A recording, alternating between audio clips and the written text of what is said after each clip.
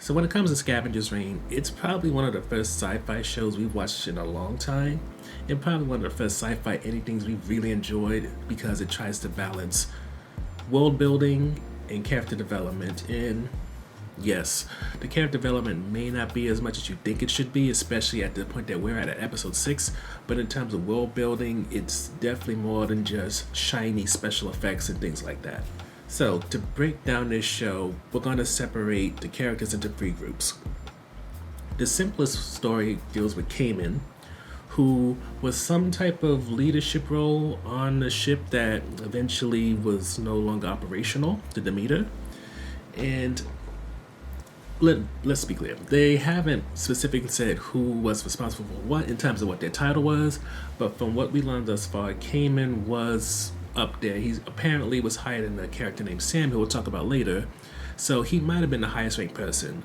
And because he was the highest ranked person, he had the most to lose when the ship, known as the Demeter, was no longer going fast enough in order to get the cargo where it was supposed to go. And because Cayman feared losing his job, he decided to change the course. And with that, between a solar flare or something else, the ship became too dangerous to stay on, if not completely inoperable.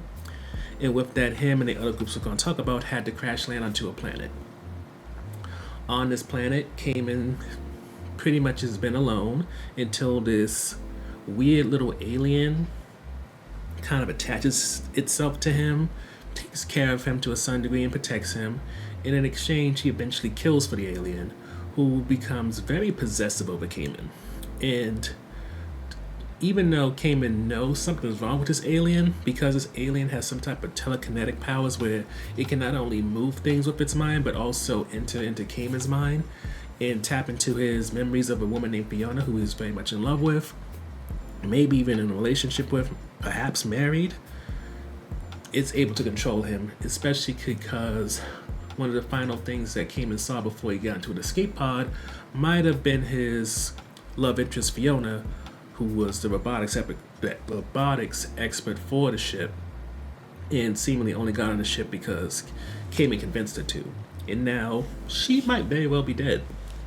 And because of that, and also Cayman watching as one of the people on the ship, after they got out of cryogenesis, got killed because of him, because of the alien's jealousy, he, at the end of episode 6, is pretty much in some type of utero situation where he's inside the alien that he has been feeding and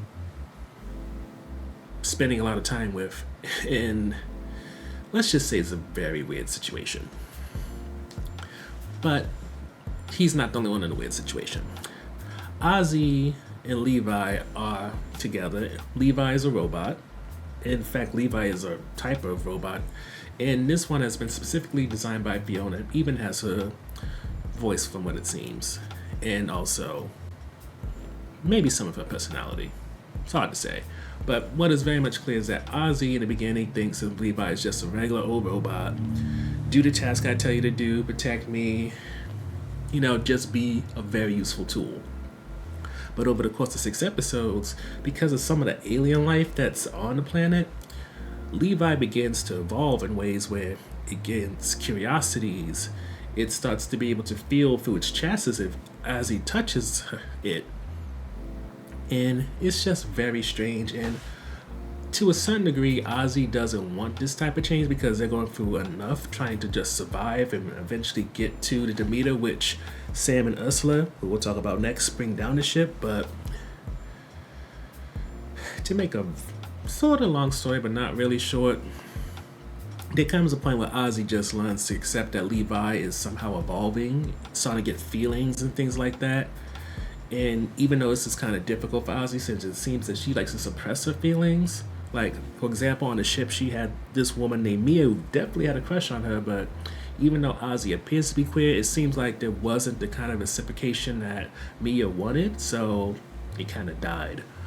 But even with that said, things unfortunately end for Ozzy and Levi in terms of Levi being destroyed by Cayman's little pet when those 3 cross paths, well, 4 cross paths, and While Ozzy is able to get away, Levi is ripped apart.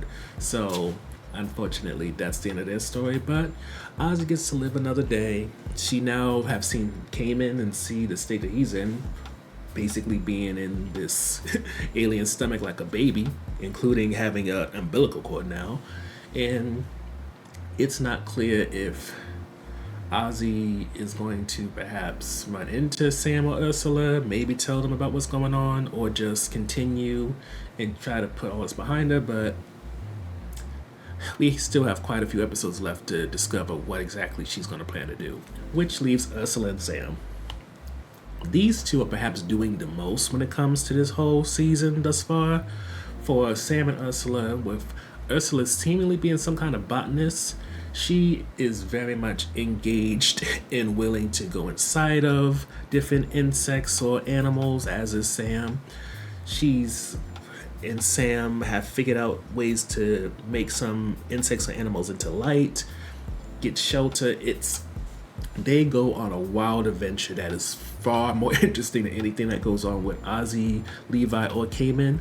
But they also have the most issues because they're engaging so much with the local wildlife and flora.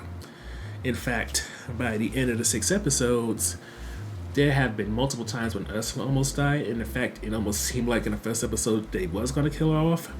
And in the case of Sam, we're left on a cliffhanger where we are left to suspect maybe he died after this type of plant tried to make a doppelganger out of him, but it didn't succeed in terms of getting a doppelganger to also kill Ursula, but it may have poisoned Sam enough to get him chopped. But it's, again, and we'll go into this review section. Technically, in a way, because it's 6 episodes, a little less than a half hour each, a lot has happened, but at the same time, not really much has happened whatsoever. It's weird. So, top-notch highlight for the first 6 episodes is definitely the world building. From the aliens to the plants and everything, it truly reminds you how interesting the sci-fi genre can be when it's not trying to focus so much on huge explosions, grandeur moments, and having these people who are either like Rambo or else the lead actress and alien types who are these rough and tough people who can get through anything. If anything, I would say these characters are more so geared toward, I'm trying to remember the Natalie Portman movie where she was on this weird alien planet, but I can't think of the name, but it's more geared toward that in terms of the characters we get. They're not the greatest soldiers, they're not the greatest scientists or anything like that. They're definitely not average, but you still get a sense that you can connect to them. They're somewhat relatable and normal as you watch them over 6 episodes go through this very strange world where honestly, it makes you wish that, similar to how the Harry Potter series has the Fantastic Beasts books, so you can learn about each and every different animal, for lack of a better way of putting it, there is a point where you kind of wish that this had a source material that you can really look into what type of animal is this, what does this one do, and things of that nature. So the next highlight for us, well, notable highlight, would be Levi. And the main reason why Levi is such a highlight is because I feel like when it comes to robots and their evolution, a lot of the times it's treated as a threat. Whether you want to talk about iRobot starring Will Smith or The Creator, which came out this year, robots and even AI in extension, starting to gain some type of autonomy is always considered the end of human life as we know it. But for Levi, since the only human life they're really dealing with is Albie, they're able to explore, they're able to experiment, they're able to be curious, and they don't take it as far as you may need it so that when Levi is destroyed, it's like this heart-wrenching emotional moment. But at the same time, it's good enough where you do care, and it makes you hope that even though Ozzy doesn't have any technical knowledge that we know of, or maybe just the basics, but certainly not at the level of Fiona, at the very least, maybe there's some way that that personality chip, perhaps she can find it, put it into a new robot, and Levi can continue in a new chassis or body, whatever. So get into regular highlights.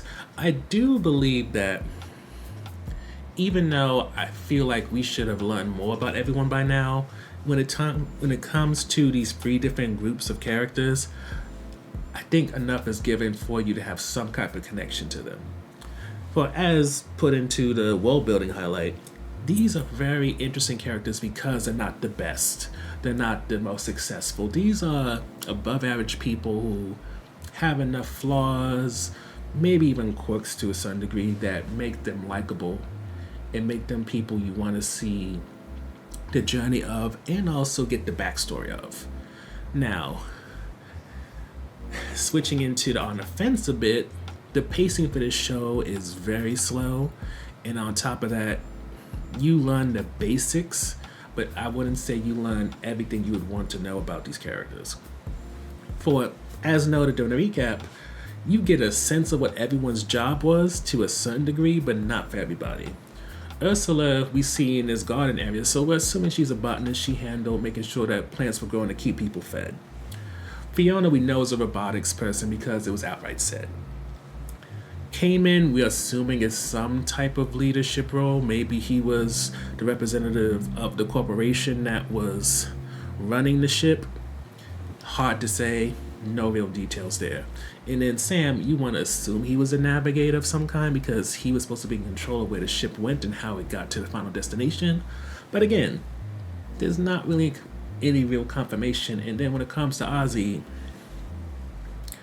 I don't really know what to say she is. And if you want to go into Mia, I don't know what she was supposed to be doing. And then when it comes to all the people in cryogenesis, like Charlie, who was killed, who were they? What were they there? What was the cargo that was supposed to be taken to this destination? What is the destination?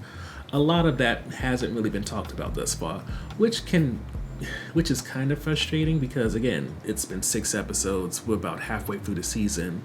I feel like there should be some details beyond why everybody crashed landed on this planet, which, even though we are given the assumption that it was a solar flare and there's some type of danger on this route which led to all this, again, this show does not like to do definitive answers. It gives you enough to get an idea, maybe ponder, make a few educated guesses, but that's about it. Which increasingly gets frustrating because the way that this show works, it's in 3 episodes, and it releases 3 episodes at a time. The first episode is usually pretty good, then it dips, and then it comes back up, and then the next episode takes it back to a height before it goes back into a valley.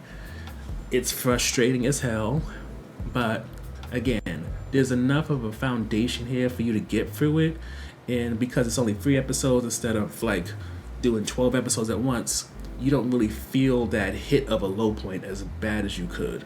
With that said, I do feel like when it comes to the death of Levi, the assumed death of Sam, the death of Charlie, and also maybe the assumed death of Fiona, this show doesn't know how to handle deaths. Yes, it should be devastating because Levi was on such an interesting journey, but at the same time, it's like we barely got to know you and then you got snatched from us. And because we haven't really built a strong and stable connection, it's unfortunate, but it's not necessarily something that's worth getting teary-eyed over. And with that in mind, I just hope that this doesn't become a pattern for the show or just try to kill people for shock value or anything, because it's not doing enough to really be that kind of show. But overall, when it comes to Scavengers Reign, as somebody who's very much, I want to be into sci-fi, but the problem with sci-fi to me is always that it focuses so much on the spectacle of the fight scenes or else of the action scenes that it just doesn't click with me. And then oftentimes when it tries to strip all that away, like you see in the movie Foe with Saoirse Ronan, then it becomes almost dull to the point where it's like, I need you to figure out a way to balance out giving me this new world with new technology without having to lean on that technology in order to become interesting, yet at the same time give me characters who may not be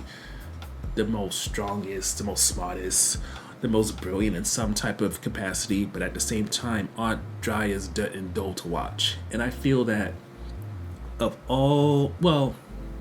of most of the movies and shows I've seen within the sci-fi genre, I would put Scavengers Reign up there, maybe with Fifth Element, even though this is not by any means a comedy, but definitely something that you can see has staying power beyond however many episodes are produced for this season or series as a whole.